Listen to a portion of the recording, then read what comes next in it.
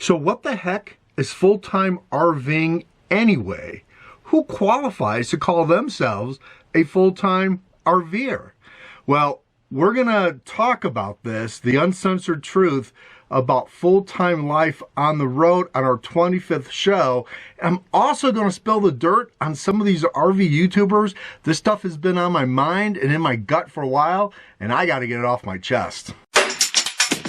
This is not a drill. Repeat, this is not a drill. Shall we begin?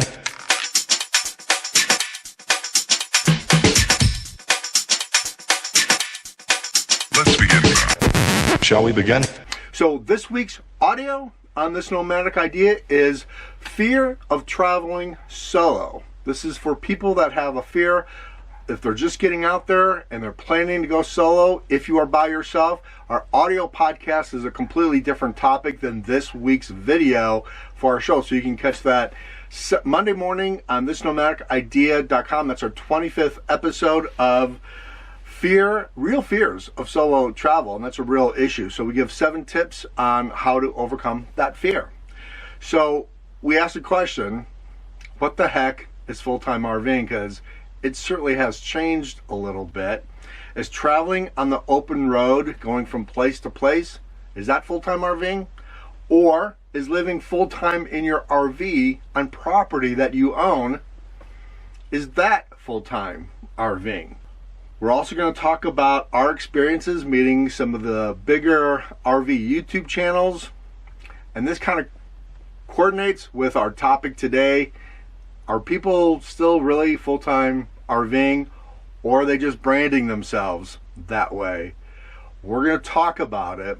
I'm going to share the real uncensored truth about our experiences meeting some of them and ask the poignant question, are they really full-time RVers anymore? By the way, you can join us on our Facebook group page, This Nomadic Idea. Please come out and hang out with our Facebook community. That's facebook.com groups, This Nomadic Idea. We just posted on that private group a job listing for a summer gig that you might be interested in. How would you like to spend the summer in Yellowstone? Well, we have the ability to hire you and give you an experience that you may never forget. So if you're interested, that post is on our Facebook group, This Nomadic Idea. You have to request to sign up, and I'll approve you. And you can look at that job posting, and maybe you can work up in Yellowstone. So this has been on my mind for a long time, and I wanted to ask this question kind of a long time ago, but haven't really had the chance to do so. So what exactly is full-time RVing? Are full-time RVers truly nomads? Or are they just weekend warriors? Which, by the way, is okay. Just, say that. Be honest about that. There's nothing wrong with that. So we're gonna go through some definitions first and kind of define what the whole RV nomad versus full-timer. So let's start with the basics first and go from there. Definition of a nomad. Definition of nomad is a member of a community without fixed habitation who regularly moves to and from same areas, moving from place to place as a way of obtaining food, finding pasture or livestock, or otherwise making a living. So nomad just kind of wanders back and forth, trying to find food, working, maybe work camping. That could be a nomad, right? Most nomadic groups follow a fixed annual or season pattern of movements and settlements. Caravans. Totally get that. You may be qualified as a nomad. Now, this is Wikipedia. I think they're talking about nomads of, yesteryear, but that's the definition of a nomad on Wikipedia, which, by itself maybe not be that truthful. Definition of full-time RVers. I thought this was interesting. Full-timing is a term used among motorhome individuals and families who live full-time in their motorhome or RV. Such mobile individuals are often called full-timers.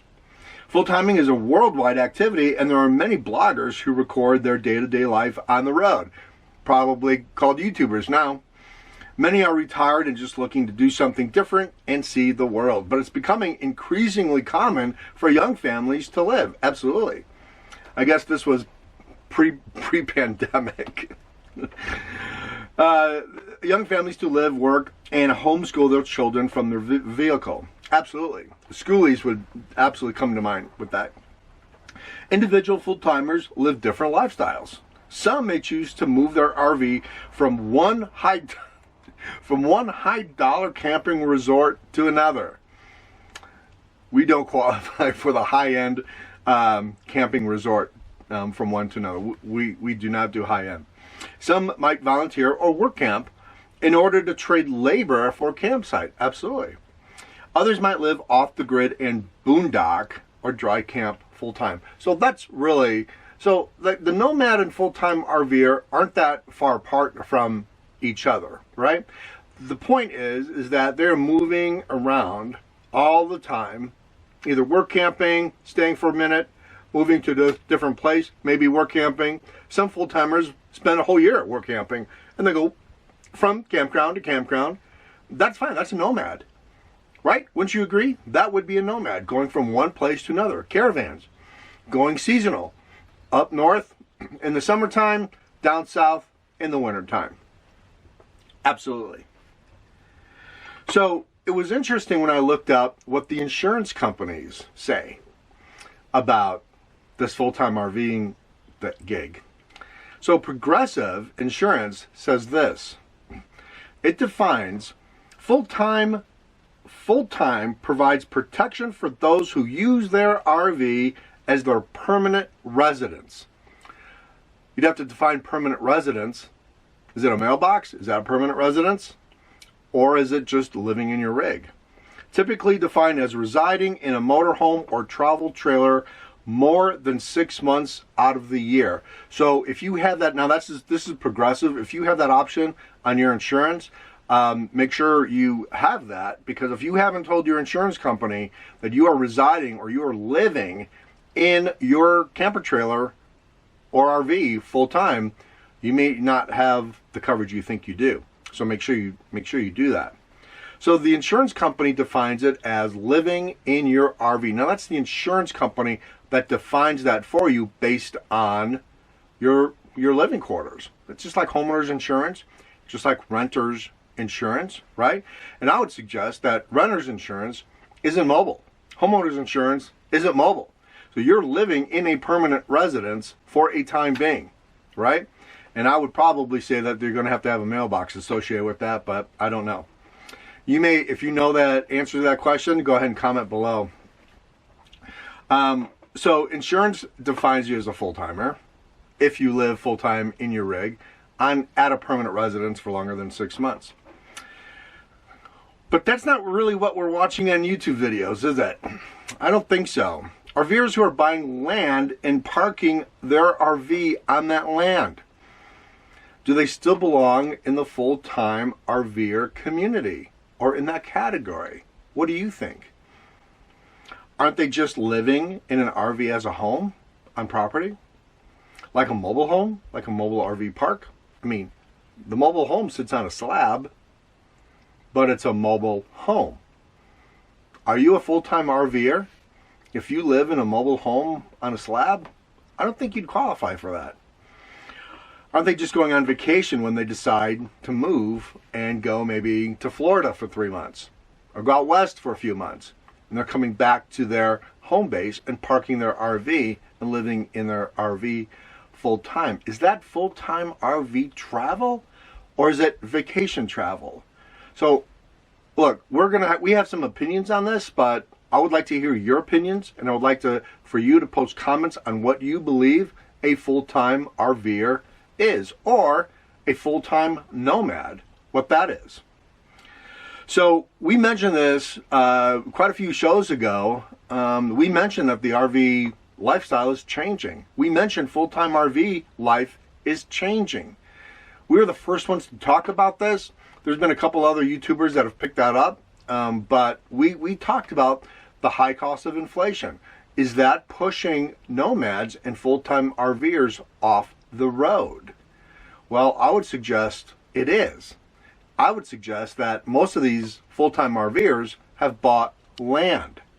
I would also suggest that most of these RVers that were full-time on the road, that aren't anymore, are still calling themselves full-time RVers.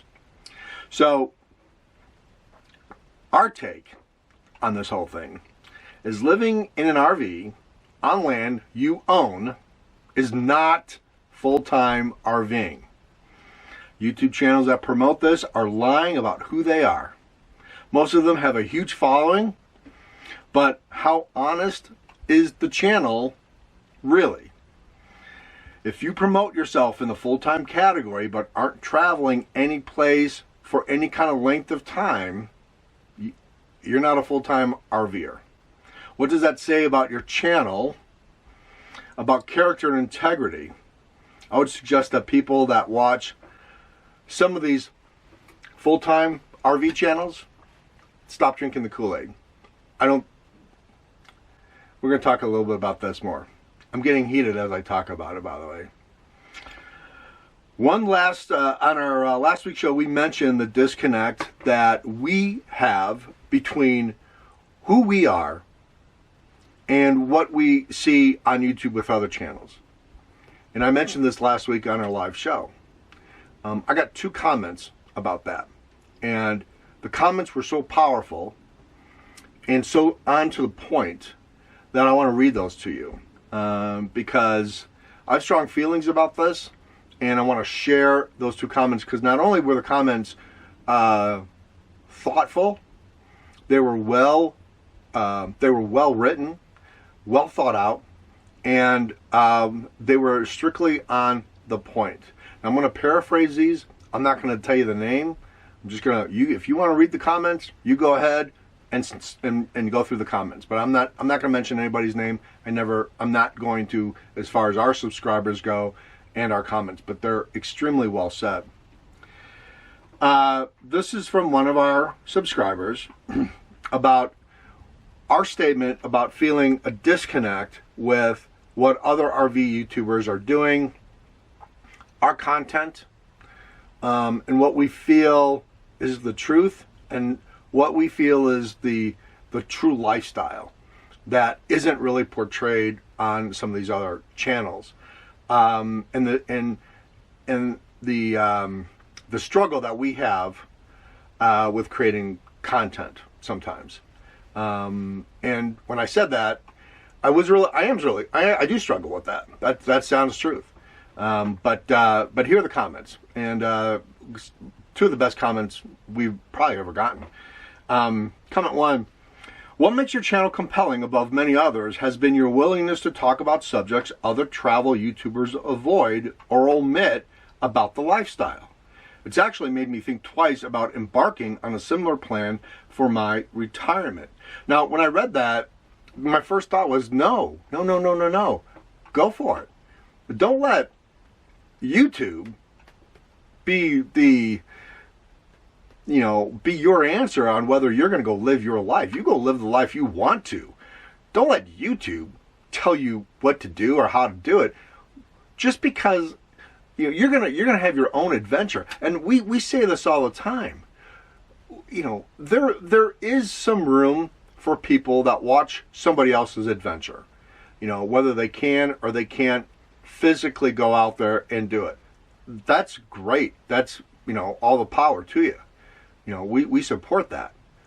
But if you can, don't watch somebody else's adventure. Be your own adventure.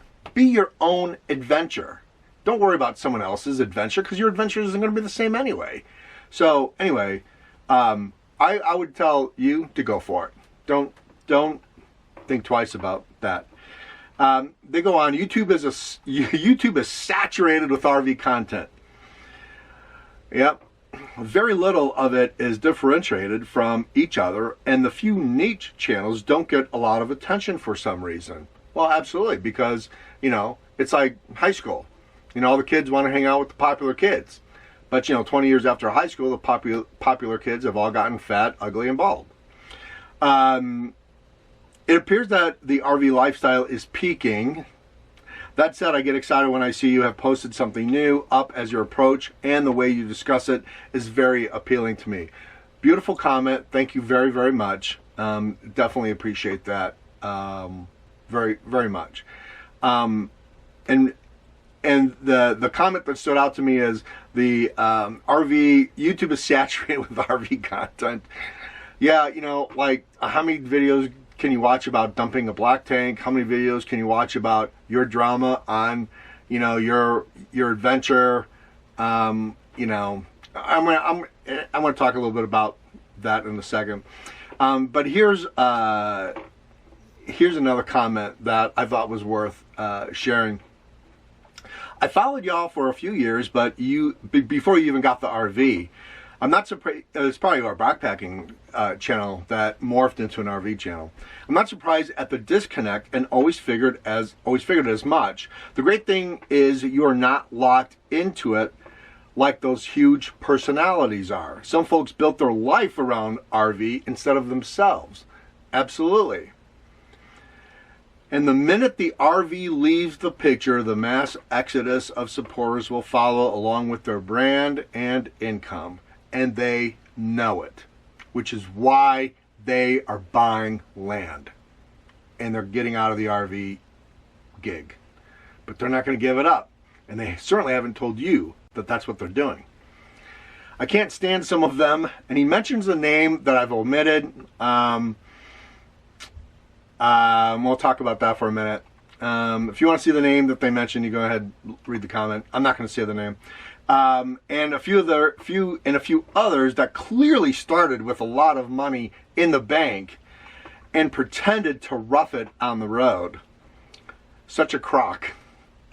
I much prefer people who are genuine and don't hide facts and details. Those are the folks for me and the rest of the viewers want to connect with and live vicariously through, that are keeping it real through the ups and downs of reality.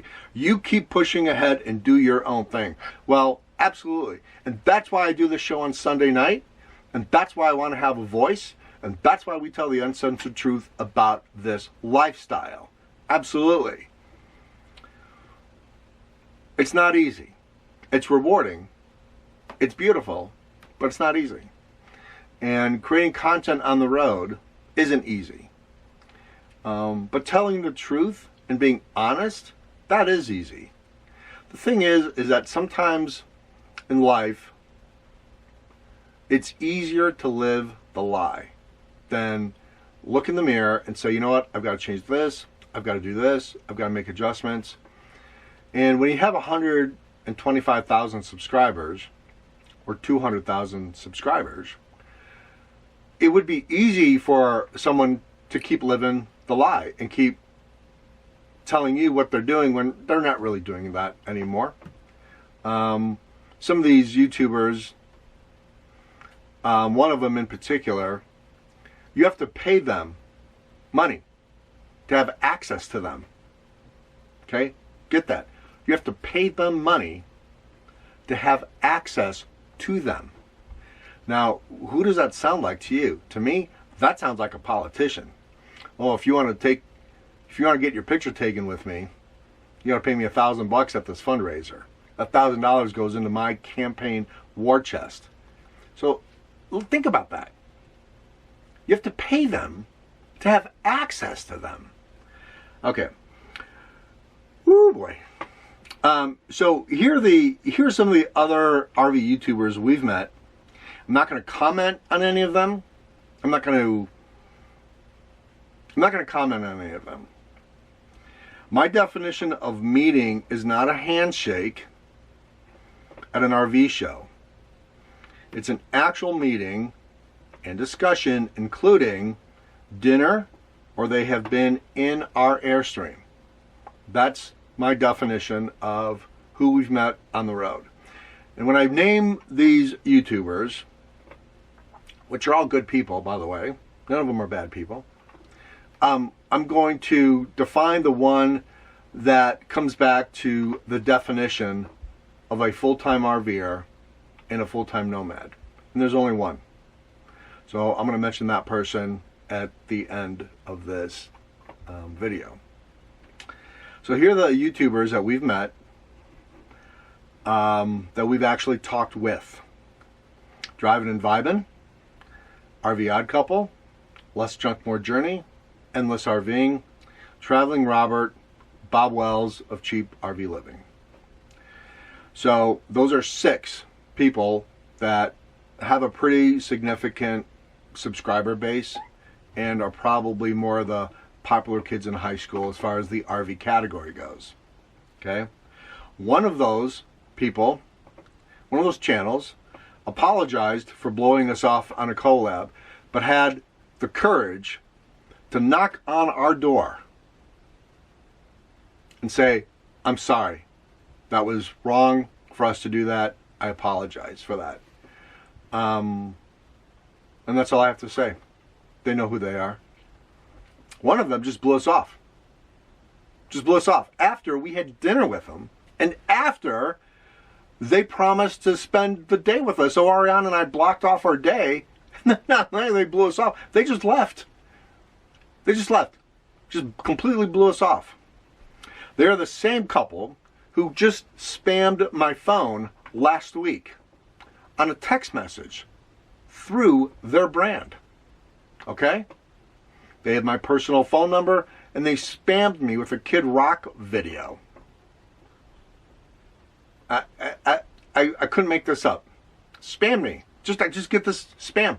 They sent it. They must have collected everyone's phone number and sent this out. One of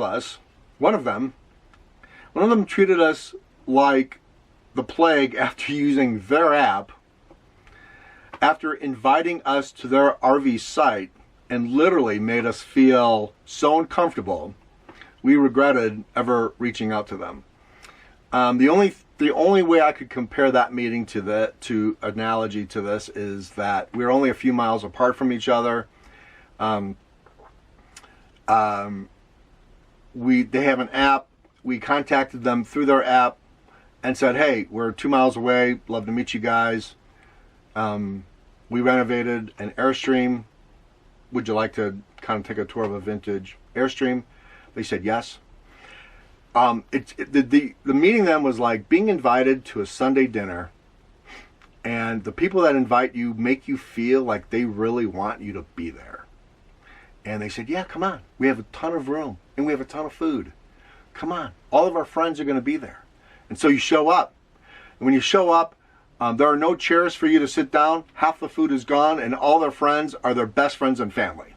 And they have no idea who you are. You are the biggest stranger in the room. You know, you kind of feel uncomfortable, like, ooh, maybe this was a bad idea. And then they don't talk to you. And then they go, I don't know if we have any chairs for you. It was like that. The other one we met was at the Tampa RV show. And all I can tell you is they're just evil people. They have a big following. They're just evil. They would steal your content in a minute, and they would sell their mom for a subscriber in a second.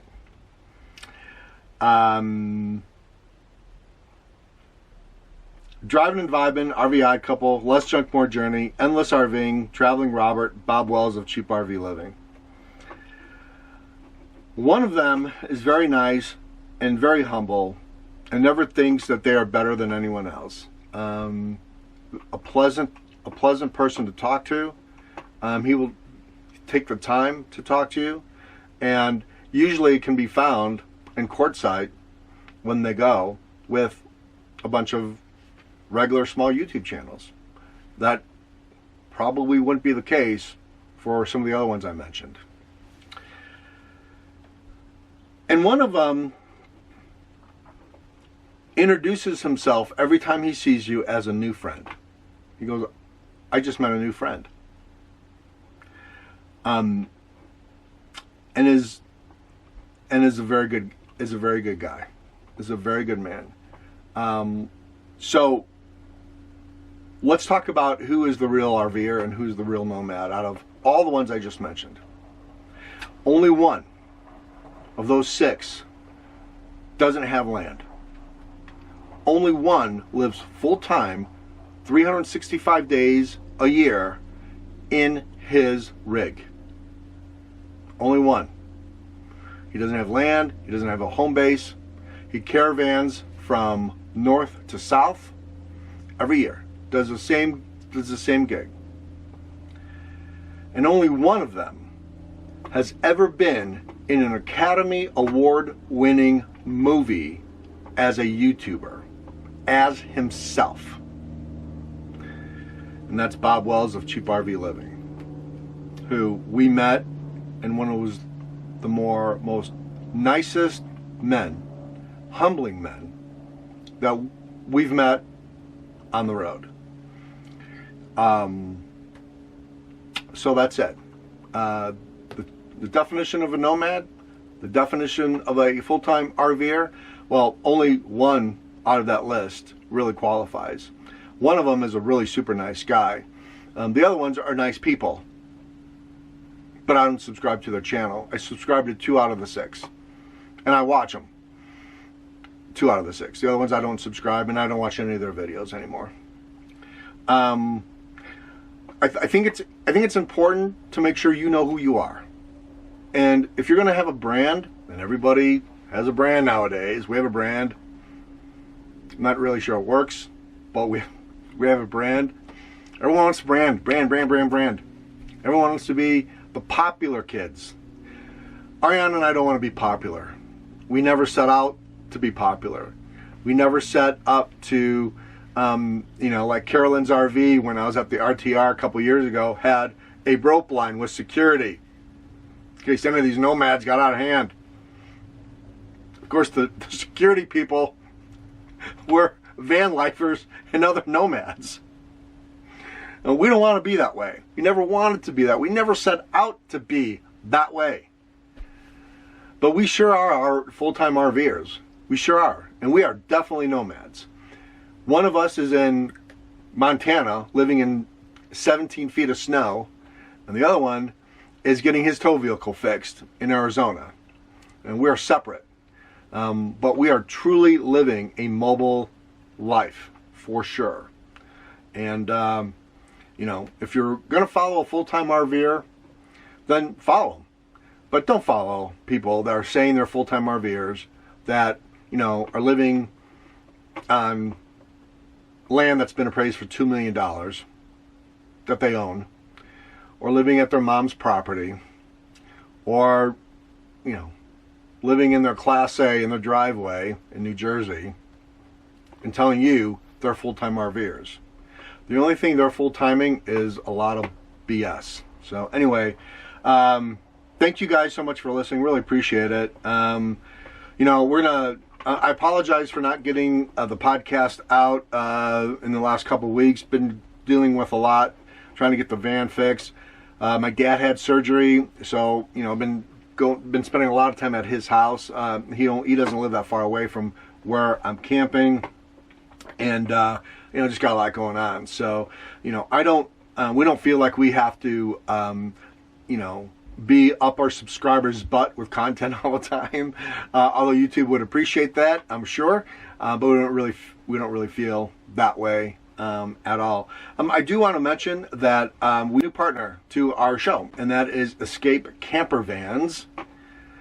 You don't need to own a camper van, you guys. You don't need to go buy something. You don't need to spend thousands and thousands of dollars to redo your camper van. If you want a camper van, rent one. And it's really reasonable price too. I checked them out. You can rent one for your next road trip adventure. Escape camper vans inspire people to escape their everyday routines and embrace their adventurous spirit by exploring the world in their camper vans. I've seen them. They have one in Phoenix, and I've seen a couple camper vans here in the Sedona Cottonwood area. They're nice. I checked them out because I'm not going to ever promote anything that I haven't seen, touched, looked at, and price them out. Would never do that to you guys. So if you go to episode 25, which is the Fear of Traveling Solo audio podcast on this Nomadic Idea, we have a banner next to that. Click on that banner and go check them out yourself. and see if that's something that you want to do. We're a big, firm believer in testing stuff before you make that expensive choice. So the camper van thing is a really good gig if you want to test that stuff out. So anyway, you guys, thank you so much for watching. Really appreciate it. And we will see you here next Sunday at 8 o'clock Eastern Standard Time. Talk to you later. Bye.